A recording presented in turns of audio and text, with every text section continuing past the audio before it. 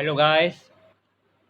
आज मैंने 7th class का मैथ का टॉपिक लिया है। मेरे टॉपिक का नाम है रिलेटेड एंगल्स। इसमें हम वेरियस टाइप्स ऑफ एंगल पढ़ेंगे, जैसे कि complementary angle, supplementary angle, vertically opposite angle and linear pair angles. So हम पढ़ेंगे कि ये एंगल क्या हैं, क्या इनकी प्रॉपर्टी है, किन एंगल को हम सप्लीमेंट्री, कॉम्प्लीमेंट्री, लीनियर पेयर और वर्टिकली ऑपोजिट एंगल कहते हैं। सो पहला जो एंगल है कॉम्प्लीमेंट्री एंगल। वो दो एंगल अगर दोनों का हम सम करें, ठीक है, तो हमारे पास 90 डिग्री आए। उनका सम क्या है? 90 डिग्री आए। ठीक है, दो एंगल प्लस किए, उनका सम आया 90 डिग्री, तो उनको हम कहते हैं कॉम्प्लीमेंट्री एंगल। कॉम्प्लीमेंट्री एंगल जैसे कि हमारे पास जहाँ पर एग्जांपल है 27 डिग्री एंड 63 डिग्री, ये दो एंगल्स हैं। ठीक है, अगर हम इन दोनों को प्लस करते हैं तो इनका सम क्या आएगा? 90 डिग्री। तो ये दोनों क्या हो गए? Complementary angle. सो और अगर एग्जांपल देखें तो हमारे पास कौन सी एग्जांपल है, जैसे कि 30 डिग्री और 60 डिग्री, इन दोनों का प्लस करें कितना आता है? 90 डिग्री। तो ये भी तो हमारे पास कॉम्प्लीमेंट्री एंगल है। ठीक है, हम various number of complementary angle and, ठीक है, जो हम कोई भी एग्जांपल ले सकते हैं कॉम्प्लीमेंट्री एंगल बनाने के लिए। कोई भी एंगल हो सकते हैं, बस दोनों का क्या आना चाहिए? सम क्या आना चाहिए? 90 डिग्री होना चाहिए। सो ये हमारे पास क्या है? Complementary angle. सो आगे, अगर वो दो एंगल कॉम्प्लीमेंट्री हैं, ठीक है, लेकिन उनका सम क्या आता है? दो एंगल का सम क्या आता है? 90 डिग्री आते हैं। तो वो उन एंगल को एक दूसरे का हम क्या कहते हैं? कॉम्प्लीमेंट। क्या कहेंगे? कॉम्प्लीमेंट। ये कॉम्प्लीमेंट कहेंगे। ठीक है, जैसे जहाँ पर हमने पीछे पढ़ा था कि 27 और 63 डिग्री एंगल को हम प्लस करते हैं तो इनका सम क्या आता है? 90 डिग्री। सो 27 क्या हो गया, फिर 63 डिग्री का एंगल का क्या हो गया? क्या हो गया? कॉम्प्लीमेंट हो गया। ऐसे ही 63 डिग्री एंगल भी 27 का क्या हो जाएगा? कॉम्प्लीमेंट हो जाएगा। Okay, so move to the next slide. हाँ, हमारे पास अब अगला जो एंगल है, रिलेटेड जो एंगल है, वो है सप्लीमेंट्री एंगल। अगर हम कोई दो एंगल हैं जिनका हम प्लस करते हैं, जिनको हम सम कर दें, ठीक है, उनका सम करने के बाद जो हमारा आंसर आएगा वो आएगा 180 डिग्री। ओके, तो हम उस दो एंगल को कहेंगे सप्लीमेंट्री एंगल। यहाँ पर हमारे पास एग्जांपल है, जैसे कि 60 डिग्री एंगल और 120 डिग्री एंगल। अगर हम इन दोनों को प्लस कर देते हैं तो मेरे पास आता है 180 डिग्री। तो ये दोनों एंगल क्या हो गए? Supplementary angle. Okay, so move to the next slide. ये अगर ये दो एंगल जो सप्लीमेंट्री होते हैं, एक दूसरे के सप्लीमेंट्री होते हैं, सप्लीमेंट्री एंगल कहते हैं जिनको, वो दैट इज उनका सम 180 डिग्री आता है, तो वो एक दूसरे, वो जो एंगल होंगे उनको एक दूसरे का क्या कहेंगे? सप्लीमेंट कहेंगे, supplement.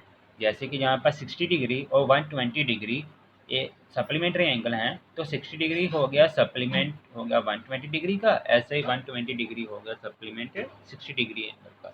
Okay, so move to next slide. Adjusted angle. अब एडजस्टेड एंगल में क्या है? यहाँ पर क्या लिखा हुआ है?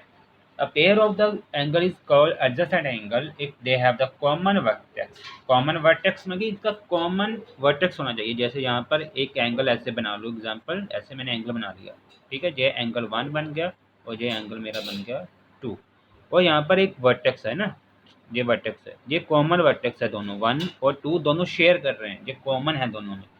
ठीक है, और एक कॉमन आर्म भी है इनकी, क्योंकि हमें पता है एंगल बनाने के लिए दो आर्म चाहिए, ऐसे बनता है एंगल।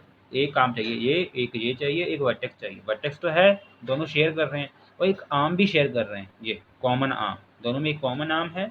और कहा है कि non common arm are on the either side, ये नॉन कॉमन, ये नॉन कॉमन है ना, नहीं शेयर कर रहे, ये एक इधर है एक उधर है, तो ये नॉन कॉमन आर्म हम चाहिए।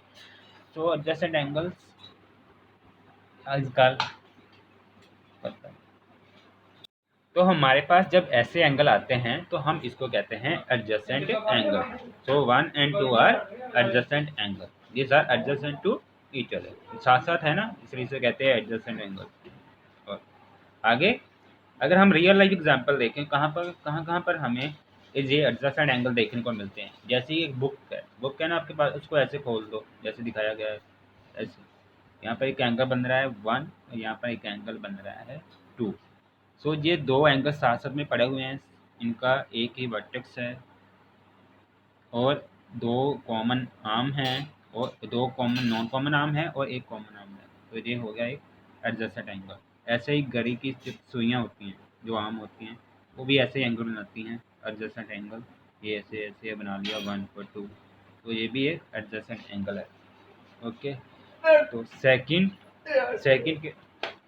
क्या है, सेकंड है हमारे पास है लीनियर पेयर एंगल। ये लीनियर पेयर एंगल क्या है, जो linear pair angle adjacent angle ही हैं, बस क्या है इनकी जो नॉन कॉमन साइड्स, जो कॉमन आर्म थी वो एक स्ट्रेट लाइन बना रहे हैं, ये ऑपोजिट है। ऐसे था ना, अब ऐसे था ना एडजेसेंट एंगल, जैसे इसको खींच के मैं यहाँ पर ले आऊँ तो ये ऐसे बन जाएगा।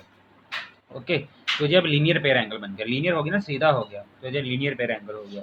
सो लीनियर पेयर एंगल जैसे एंगल बने तो उसको कहते हैं लीनियर पेयर एंगल। जैसे यहाँ पर एंगल 1 और एंगल 2 क्या है, आपस में लीनियर पेयर एंगल है। सो आगे आगे हमारे पास है आगे हमें पढ़ना है कि लीनियर पेयर और सप्लीमेंट्री एंगल में क्या रिलेशन है।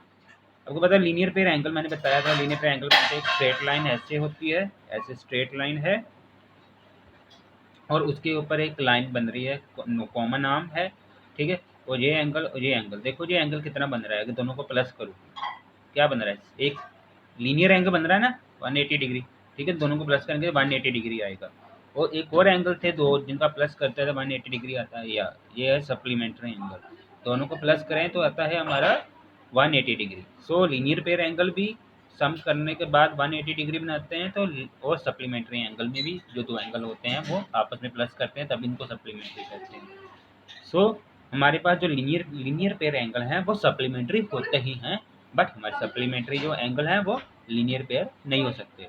ओके, सो आगे हमारी स्लाइड है, रियल लाइफ एग्जांपल देखनी है हमने लीनियर पेयर एंगल की क्या है।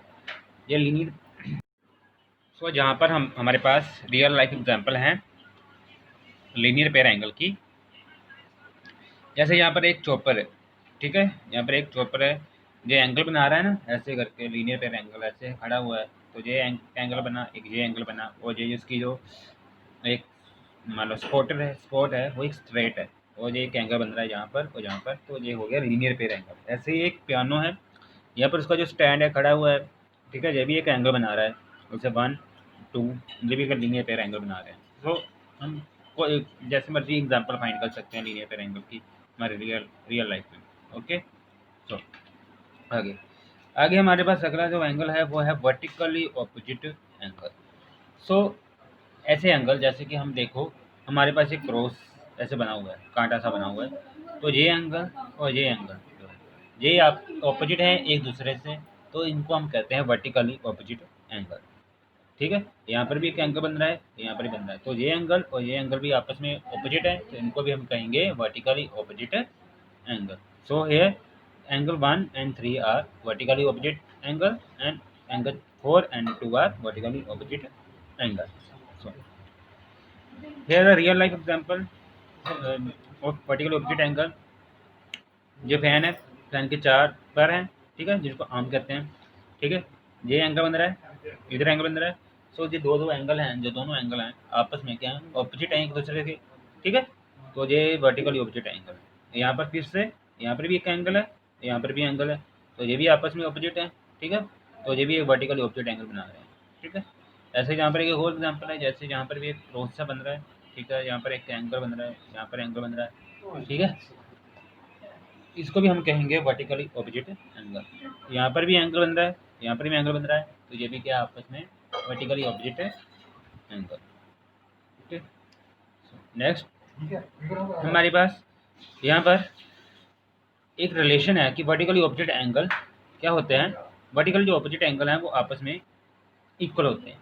क्या मतलब है कि जो एंगल 1 है, ये 3 है, ये वर्टिकली ऑपोजिट है, तो ये आपस में क्या है, इक्वल, जैसे angle 1 is equal to angle 3, ऐसे ही एंगल 2 एंड एंगल 4 आपस में क्या है, सेम है, इक्वल।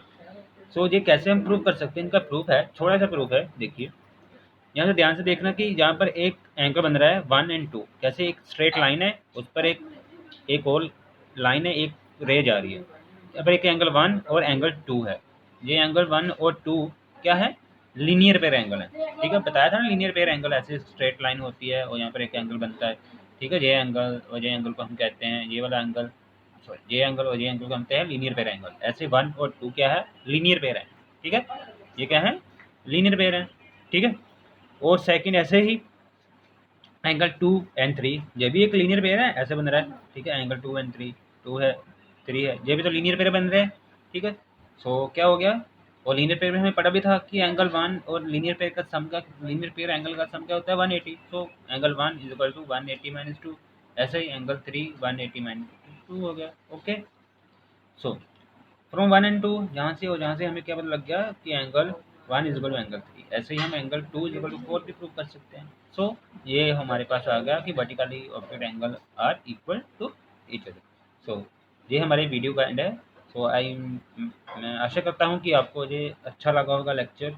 सो ऐसे ही आपके लिए इंफॉर्मेटिव वीडियो बनाते रहेंगे। Thank you, good day, goodbye, good night, good evening, good night.